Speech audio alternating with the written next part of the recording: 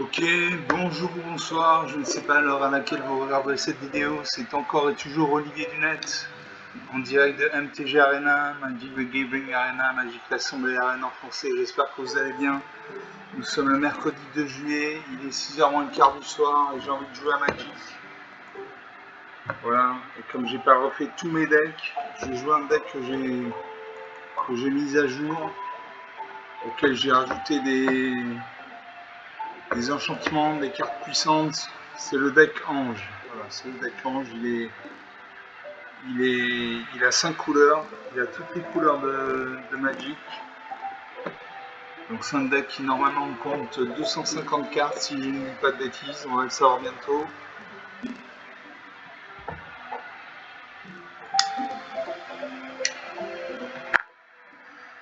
Voilà, 250 cartes. Avec une courbe de mana qui oscille. Avec des cartes qui nécessitent, une majorité de cartes qui nécessitent 3 points de mana de coup d'invocation ou 6 ou plus points de mana d'invocation. Donc j'ai 36 anges,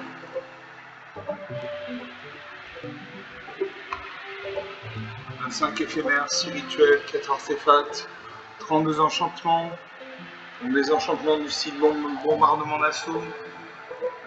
Lorsqu'une créature contrôlée avec une force inférieure ou égale à 2 attaques, le bombardement d'assaut inflige une blessure à un adversaire. Voilà, ça c'est un enchantement. Voilà, et j'ai plus 5 Planeswalkers, Adjani, Elspeth, Liliana, Eugene, Vivienne et 102 terrain. Donc on va jouer avec ça.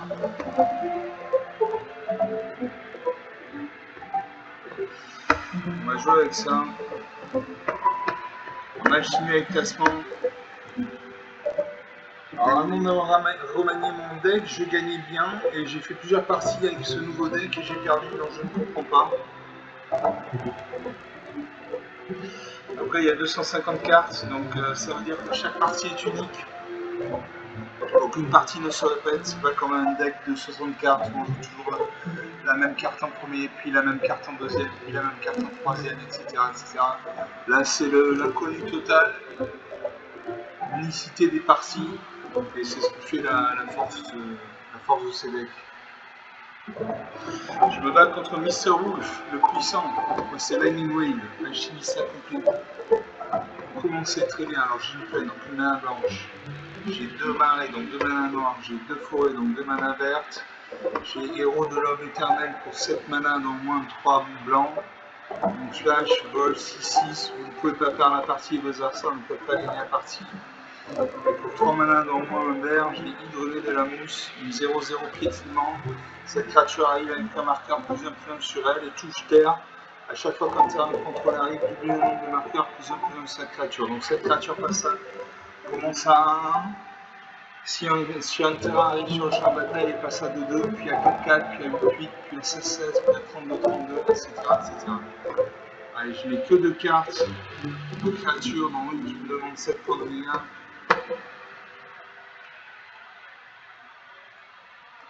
Allez, je garde ces cartes, on verra bien ce que ça donne. De toute façon, une partie perdue ou gagnée, j'ai fait des centaines de parties, donc c'est pas une partie qui va m'arrêter.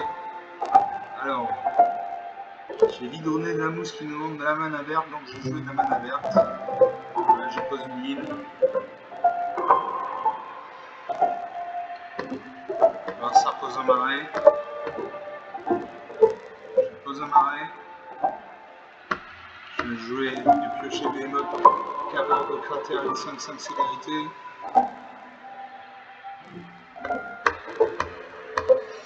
Là, ça invoque le crocodile perforateur, 6-5. Le crocodile perforateur arrive quand chaque créature possède sa contrôle. Quand je joue sur le champ de bataille, une carte appelée sur dame blanche attachée à cette créature. À moi de jouer. Je pose une deuxième forêt et je peux jouer l'hydroné de la mousse. Qui donc a 1. Alors ça a des cartes noires, donc il concède la partie. Très bien. Très bien, une victoire par forfait. Je monte en stat. Voilà, il ne devait pas avoir de mana. Quand vous avez une mauvaise main, pouvez faire ce qu'on appelle un mulligan, vous repiocher cette carte et vous défaussez d'une carte.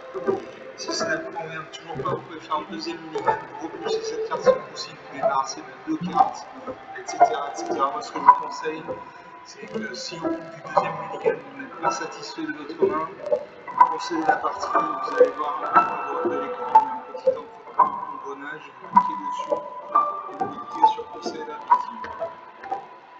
On n'aura aucune honte, c'est juste que vous avez une mauvaise pioche. Alors je récupère 250 pièces d'or et 25 points d'expérience.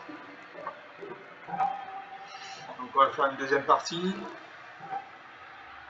Toujours en alchimie avec classement. Donc l'alchimie, ce sont des cartes qui ont au maximum de ans d'existence, plus des cartes qui existent pour la version numérique de Magic, à savoir Magic the Gathering Arena, Magic Assemblée Arena. Après, il y a d'autres formats, il y a le format limité, il y a le format construit, il y a le format historique, intemporel, c'est pas mal de formats différents. On attend. Qu'est-ce qui est jaune et qui attend? Un Jonathan.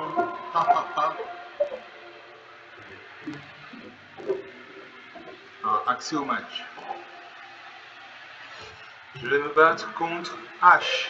Alchimiste accompli. Nous sommes tous les deux des alchimistes accomplis. Donc c'est une femme. Très bien. Vous commencez. J'ai 2 plaines, donc 2 manas blanches. J'ai une montagne avec une mana rouge. J'ai le père des 7 morts pour 7 points de mana, n'importe quelle couleur, une 7-7. Initiative, vigilance, menace, piétinement, portée, lien de vie, parade. J'ai Elanda, cette sainte du crépuscule pour 4 mana, dans au moins un blanc et au moins un noir, 4-4. Lien de vie, défense charismatique contre les éphémères. Donc un total de points de vie supérieur à une grosse de la partie, elle aussi. 2 parties gagnées par forfait. J'ai mon torrent supérieur. Je suis en niveau argent 3.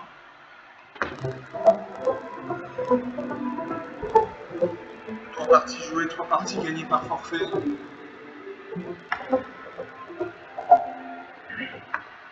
Je gagne 100 pièces d'or et 25 points d'expérience. Allez, on fait une 4e partie. J'espère que ce sera une vraie partie.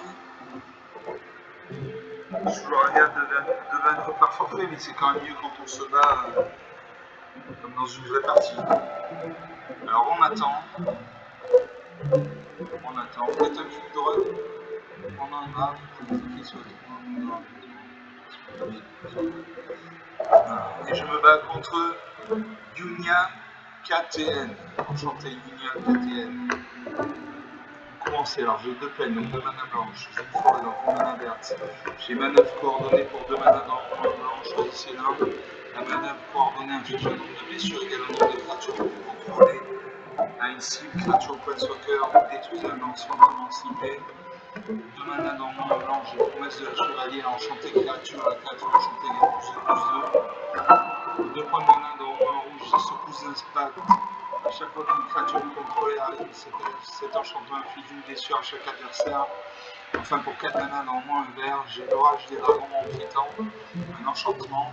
Quand cet enchantement arrive, cherchez dans votre bibliothèque jusqu'à 2 cartes de terrain de base, mettez-le sur le champ de bataille au lieu puis mélangez. Quand un dragon que vous contrôlez arrive, envoyez cet enchantement dans la main de son propriétaire. Allez, je vais garder ça. Allez, je fais un mulligan. Je passe 2 plaines, une montagne, le sanctificateur en a un pays, très bien. L'étention de la plaine des templates. Quand cet enchantement arrive, exilez un permanent de terrain ciblé grâce à contrôle. J'ai l'hypercute rebelle pour 6 mana dans moins noir, 6-6, créature élémentale et serpent. En tant que coût supplémentaire pour lancer ce sort, vous pouvez sacrifier n'importe quel nombre de permanents de terrain. Ce sort coûte 1 mana de moins à lancer pour chaque permanent sacrifié de cette manière. À chaque fois que cette créature arrive ou attaque, mettez un marqueur gangrène sur elle. Puis pour chaque marqueur gangrène sur elle, chaque adversaire prendra 4 points de vie, à moins que ce joueur ne se défausse d'un permanent de terrain de son choix ou de une carte. Enfin, j'ai bombardement d'assaut, donc je vais garder ces cartes. Je vais garder 6 cartes. Je vais mettre de côté une plaine. Et c'est à moi de commencer. Je salue mon adversaire quand même, un minimum. J'ai des cartes blanches, je pleine de la mana blanche. J'invoque le sanctificateur en API, 1-2. À chaque fois qu'une autre créature qu'on contrôle arrive, gagne un point de vie. À mon adversaire de jouer, il réfléchit. Quand il y a un halo autour de son icône, ça veut dire qu'il réfléchit.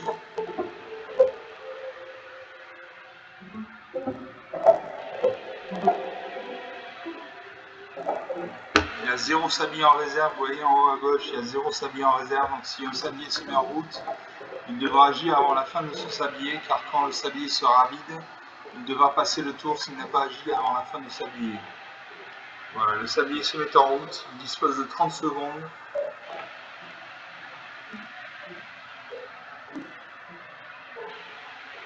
Il dispose de 30 secondes, il pose une plaine. À moi, je pioche une montagne, je joue une montagne. J'attaque avec ma 2, je fais un point de dégâts. 19. La partie commence. Alors ça réfléchit encore une fois. Peut-être qu'il n'a pas de terrain. S'il a des terrains, il pose une île et un deck bicolore blanc bleu. Je vais poser, qu'est-ce que je peux poser? Je pose une forêt. Je peux jouer des tensions des mondes de la plaine des tempêtes. Ça concerne un permanent ciblé quand ça contrôle. Pour l'instant, il n'y a pas de permanent, donc je ne joue pas cette carte. Par contre, je peux jouer bombardement d'assaut. 3 mana dans le rouge, un enchantement. À chaque fois qu'une créature de force inférieure égale à 2 pour contrôler attaque, cet enchantement inflige une blessure au joueur au planeswalker que cette créature attaque. Je joue ça. J'attaque avec ma 1-2. Je vais faire un point de dégâts avec ma 1-2 et un point de dégâts avec mon bombardement d'assaut. 17. La partie n'est fait que commencer.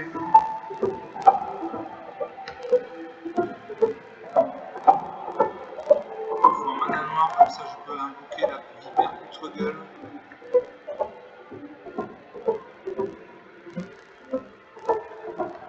Voilà, ça pose un terrain blanc. On va jouer. Je peux jouer Pilbim sur l'ordre d'épine, 2-2, touche terre. À chaque fois qu'un terrain contrôlé arrive, mettez un marqueur plus influent sur une créature ciblée. Il ouvre 5 mana dans le monde de vert et double le marqueur plus influent sur chaque créature que vous contrôlez. Donc je joue ça. Je gagne un point de vie puisque une nouvelle créature arrive, 21-17. J'attaque avec mon sanctificateur, je fais 2 points de dégâts avec mon sanctificateur, avec mon point d'assaut, 21-5. 6 points d'écart, l'écart se creuse petit à petit. Donc 6 points c'est rien dans ma équipe, même 10 points, parfois c'est rien, il peut y avoir des retournements de situation à tout moment. C'est ce qui crée le charme du jeu d'ailleurs. C'est pas un tapis roulant, il y a des hauts et des bas. Alors il invoque Cloud, mercenaire de Midgard. Quand Cloud arrive, cherchez dans la bibliothèque une carte d'équipement, levez-les-la, mettez-la dans votre main, mélangez. Tant que Cloud est équipé, si une capacité de Cloud ou un équipement qui lui est attaché se déclenche, cette capacité se déclenche une fois supplémentaire. Il a pioché l'épée broyeuse. La créature équipée gagne plus 3/+2. À chaque fois que la créature équipée inflige des blessures de combat à un joueur, piochez une carte. Puis vous pouvez lancer un sort depuis votre main avec une valeur de mana inférieure ou égale à ce nombre de blessures sans payer sur le mana. À moi de jouer, je pose une plaine. Et tout de suite, je vais faire.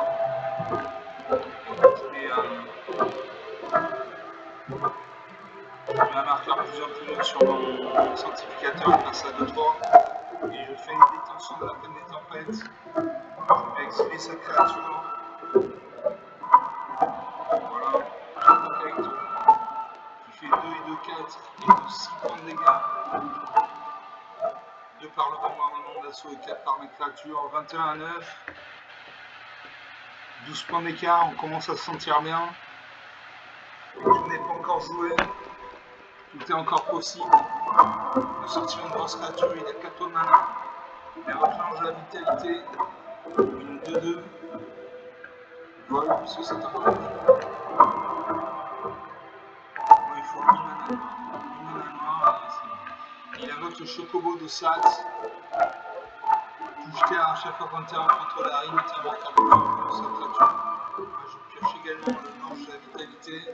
Je gagne un point puisque j'ai mis une nouvelle créature sur le champ de bataille. Et je vais attaquer à ma 2-3.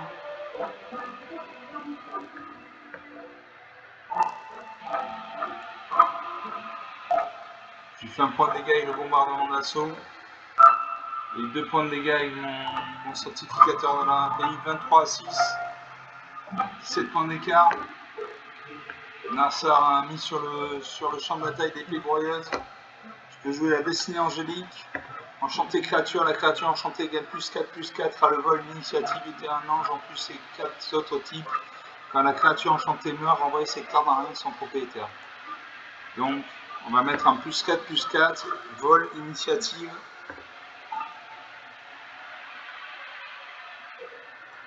Et on va le mettre sur... on va le mettre sur le sanctificateur de la pays. Je sais pas pourquoi j'ai envie de jouer comme ça. J'attaque à ma 6-7 avec ma 2-2. 2 attaquants. Je fais un point de dégâts et le bombardement d'assaut est bloqué normalement. Voilà, il bloque ma 6-7 avec sa 2-2. Je fais 2 points de dégâts, 23 à 3, 20 points d'écart. Ça va être très difficile pour lui de revenir. Il a une seule créature qui est en 0-1, elle passe à 3-3. Il n'a qu'une seule créature. Je ne bloque pas, je n'ai pas 3 points de vie, je peux me permettre de perdre 3 points de vie. Ah, ça a encore 2 terrains non utilisés. Son chocobo de sas passe à 4-4. Et il concède la partie. Il concède la partie, donc 4 ou 5 parties. 4 ou 5 victoires. Il a évité son score de lion de 5 parades 2. À chaque fois que vous attaquez les créatures pour contrôler les gains, vous avez 17 minutes de jeu. On va faire une 5e ou une 6e partie, je ne sais plus.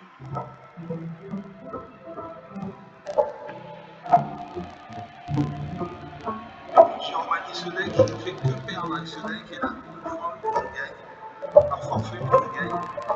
Je gagne 100 pièces d'or, 25 points d'expérience. Et je rejoue donc pour une 5e ou une 6e partie, je ne sais plus. Peu importe.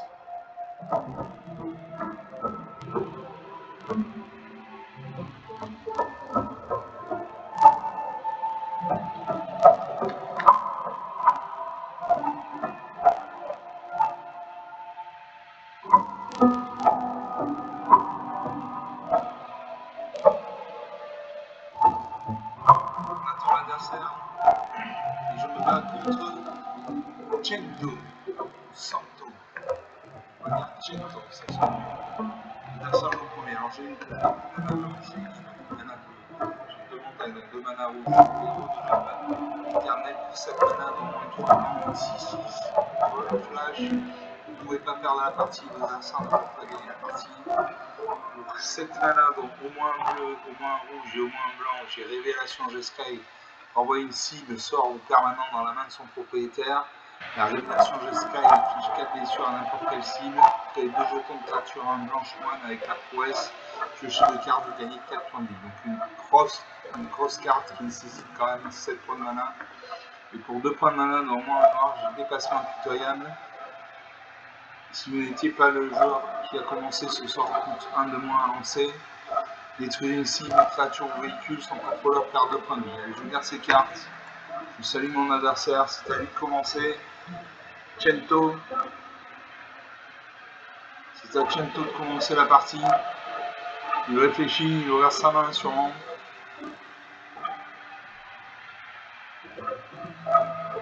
Il aura sa main, il pose une plaine. Ah, moi je pose une plaine également. Je pioche l'enjeu Serra pour 5 points de mana, non moins de blanc. Une 4-4 Volviviance. Mon adversaire pose une deuxième plaine. Il invoque le rappeur passionné de 2. A chaque fois qu'une autre créature contrôlée arrive, vous gagnez un point de vie.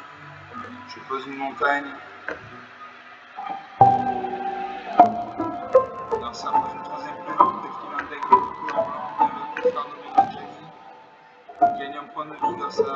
Il gagne un point de vie, oui, grâce à son orateur passionné. Du coup, son frère de Mandajani passe à 3-3.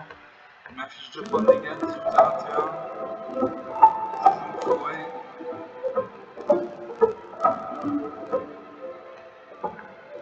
Et je ne peux pas jouer mes cartes. Je ne peux pas jouer mes cartes à mon adversaire de jouer. Il va m'infliger 5 points de dégâts. 2 et 3. 13 à 21.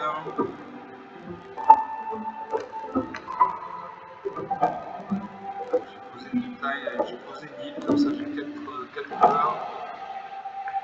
J'ai pioché la behemoth de Colisée pour 7 malades en bande de verre. L'adversaire invoque un deuxième orateur passionné, gagnant point de vie. Soit faire de bandage, il passe de 33 à 4-4. Il m'attaque avec sa tour et sa 4-4. Il fait 6 points de dégâts. Il va avancer 7 points de vie. Voilà, 7 à 22, c'est difficile de revenir. Je pose une montagne. Et je ne peux toujours pas jouer mes créatures. Il me manque de la mana noire, de la mana verte, de la mana rouge. Alors ça invoque bouclier solaire, arrachin. Quand cette créature arrive, exilée jusqu'à 2 créatures ciblées d'un cimetière actif. En point de mana, engager une créature ciblée. Je l'attaque avec ses 2-2. J'aurais pu l'attaquer avec sa 6-6 en plus, il me finissait. J'ai préféré me laisser un peu d'espoir. Ah, je peux jouer Gladiolus Amicitia, une 6-6. Quand Gladiolus Amicitia arrive, cherchez dans votre bibliothèque une carte de terrain, mettez-la sur le champ de bataille engagé puis mélangez. Touche terrain, chaque fois qu'un terrain contrôlé arrive, la créature ciblée contrôle avec l'objet privilégié avec la piétinant jusqu'à la fin du tour. Je joue ça. Je joue de la mana blanche, de la mana noire ou de la mana verte.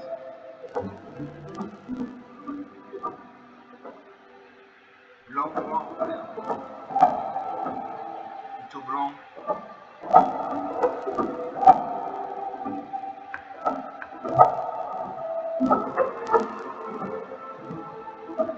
Je pioche une forêt. Voilà. J'ai une 6-6, il y a une 6-6 en face.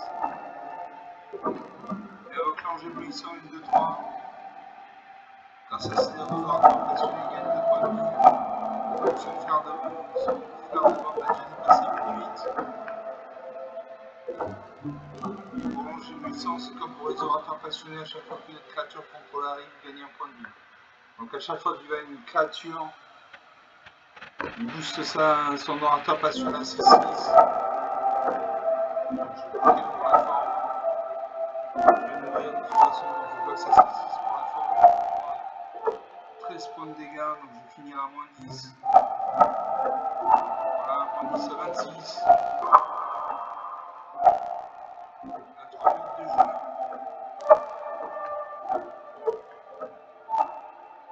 Voilà, il avait une 2-2 qui est passée à 6-6 sur 8-8, etc. On va jouer une dernière partie, vraiment la dernière, parce qu'on a fait que 3 minutes de jeu, donc on peut se permettre de faire un peu plus de parties. Donc on va faire une 6e ou 7e partie, je ne sais plus. Je joue mon deck en jouant Alchimie avec classement.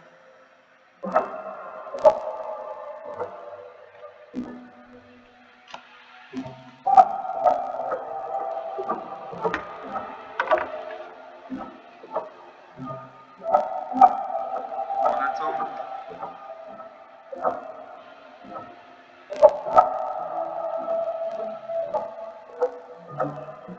On attend l'adversaire. Là, ils sont tous.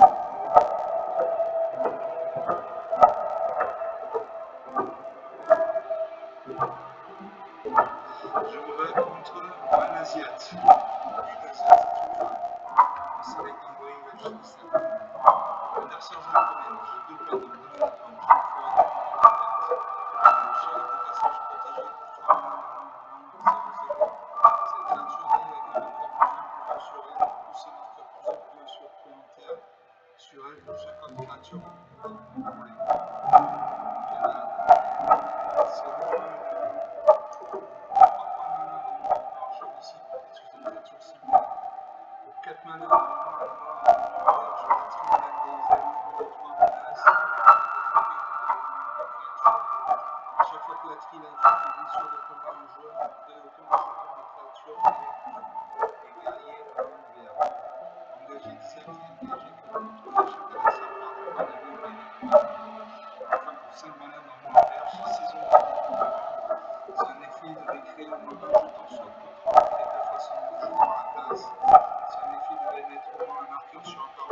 Je regarde ses cartes. Salut mon adversaire, c'est à lui de commencer. Il pose une plaine. Je joue une plaine également parce que j'ai le chien de passage protégé.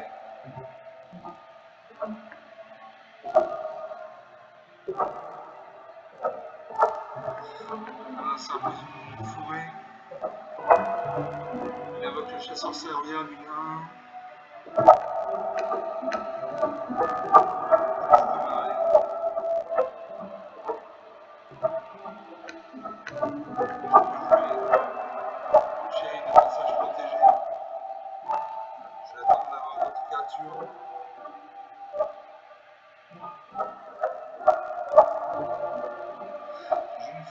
Non, je ne peux pas. Bon, bah, je joue le shake de passage. Parce que c'est complot. On va payer tout, 4 points de mana. 2 points de mana, il exile cette carte, on sait la commande actuelle pendant notre tour sans payer son tour de mana. Je joue ça.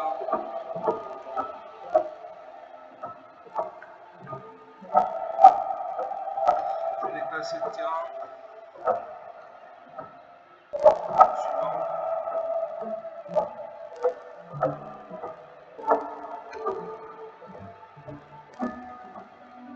On a un sort de jouer.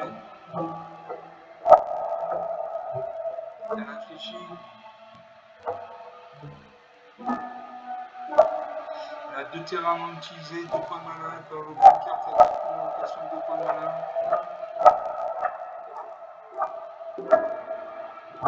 Elle réfléchit à sa mission de se mettre en route. Et en haut à gauche, elle a cette magasin.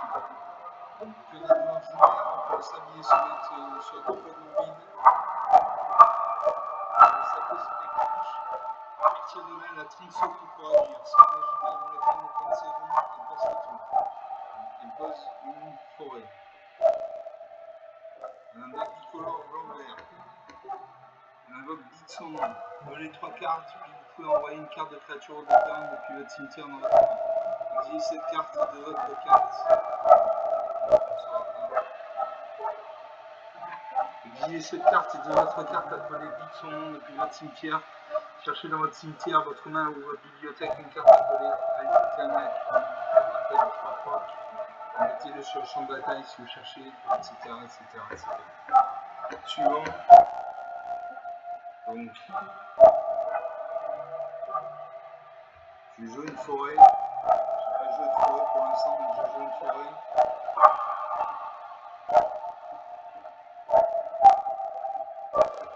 Je peux jouer la 3 du dragon.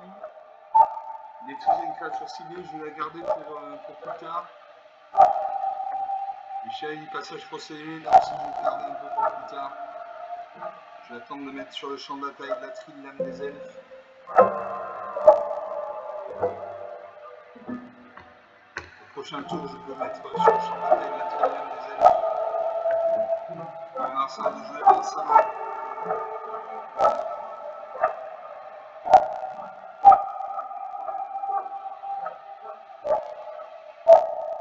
Le sablier se met en route. Il n'a toujours pas de sablier de réserve. Voyez en haut à gauche, il y a 0 sablier de réserve. On a 30 secondes pour jouer. À moi de jouer. Je termine le tour.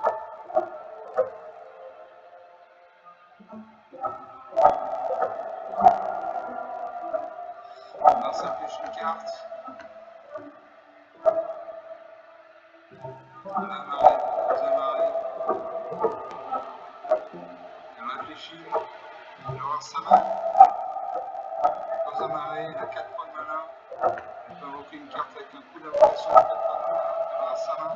Elle invoque le chantier sur le chemin sinueux. Cherchez dans votre bibliothèque jusqu'à 2 cartes de terrain de base et une porte qui est connue sur le champ de bataille engagé pour le manger. Je ne peux rien faire contre ça. À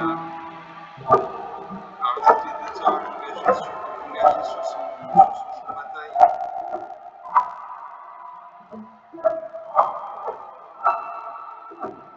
Passe aux attaquants.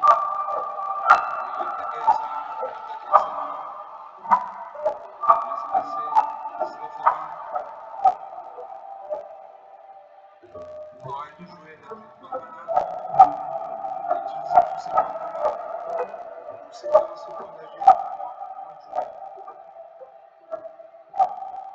J'ai pioché une peine.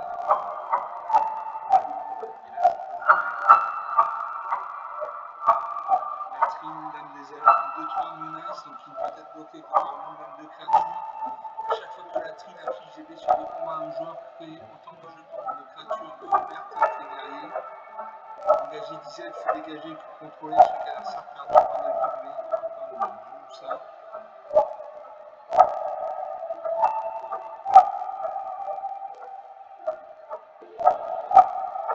Ça regarde la créature. Elle a la main noire. Elle peut avoir une carte possible d'utiliser cette créature. Non, elle pose une île. Elle a 5 points de mana. Elle invoque à nouveau le chemin sinueux. Elle va porter. Elle va mettre sur le champ de bataille engagé 2 cartes de terrain de base. Donc elle a 3 et 4, 7 points de vie. 5 points de mana. Elle n'attaque pas. À moins je pose un arrêt. Je peux jouer ça dédoublement. Roi du dragon. Bûcher de passage protégé. Je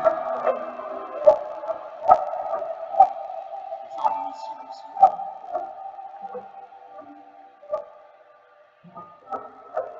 Et je joue ces zombies des dédoublements. Comme ça, quand je vais créer des jetons verts, elfes et guerriers,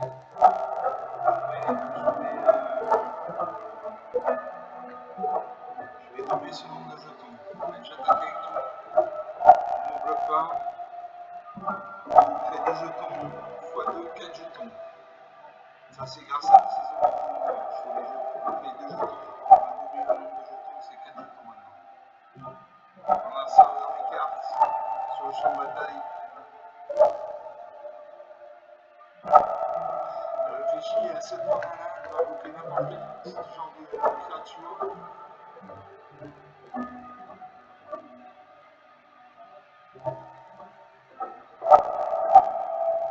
On s'habille, on se met en route, elle a un sablier de réserve. Et en haut à gauche, il y a un sablier de réserve auprès d'un ligne de roi, elle va réfléchir avant d'aller. Troisième île, 4 et 4, 8 points de mana. Qu'est-ce qu'elle sort sur le chapeau? Je pense que c'est pas une grosse créature. 19 à 18. S'il n'est pas prononcé, il joue Overkill. La créature ciblée gagne moins 0, moins 9999 jusqu'à la fin du tour. Donc elle meurt.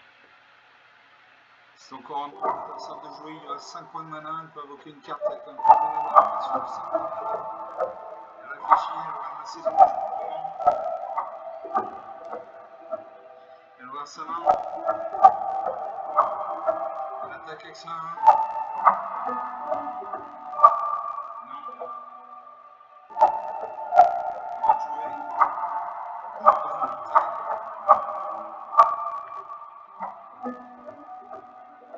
J'ai joué le chef de passage protégé. Normalement il devrait être 4, il devrait être une 5-5 si je ne dis pas de bêtises. C'est une 10-10. C'est une 10-10.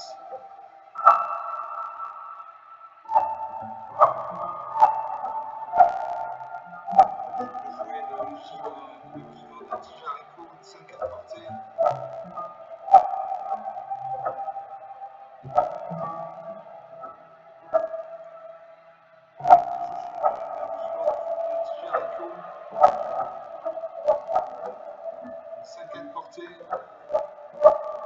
Je l'ai pas assez.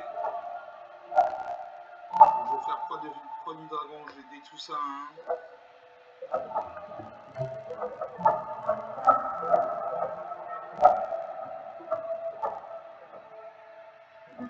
Comme ça il ne peut pas bloquer ma 10-10. J'attaque avec tout. J'attaque avec tout, j'ai fait 14 points de dégâts. Il lui reste 4 points de vie.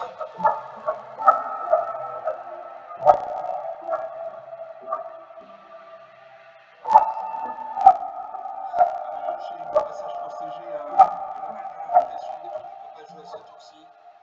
Il peut défendre, mais pas attaquer, il pourra attaquer au tour d'après. Là, ça pose une troisième forêt, il a 4. Il a 9 points de mana, il peut invoquer n'importe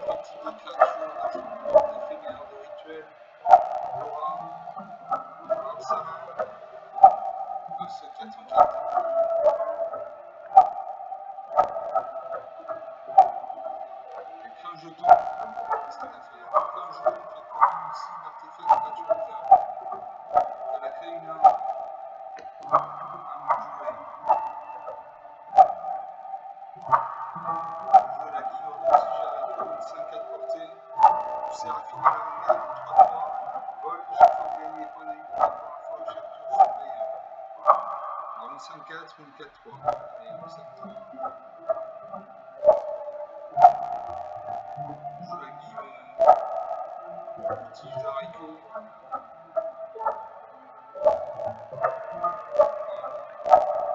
ne peux pas jouer d'autres créatures. J'attaque avec tout. Je vais bloquer la 10-10 avec ça. Elle lance sa main, peut-être qu'elle a un contre-sort. Elle va voir sa créature, peut-être qu'elle va pousser sa créature. Elle bloque sa main avec ça. Elle devrait bloquer plutôt ma 10-10, mais bon. 19 à 1. 18 points d'écart, ça va être très difficile pour elle de revenir. On va mettre sur le champ de bataille engagé une carte de terrain. 4 et 4, on met les 2 10 points de mana. Elle attaque avec ça. Et elle concède la partie. 19 à 1. 38 minutes de jeu depuis le début de cette vidéo. Je monte en stats, je suis en niveau argent 3. J'avais 10-10.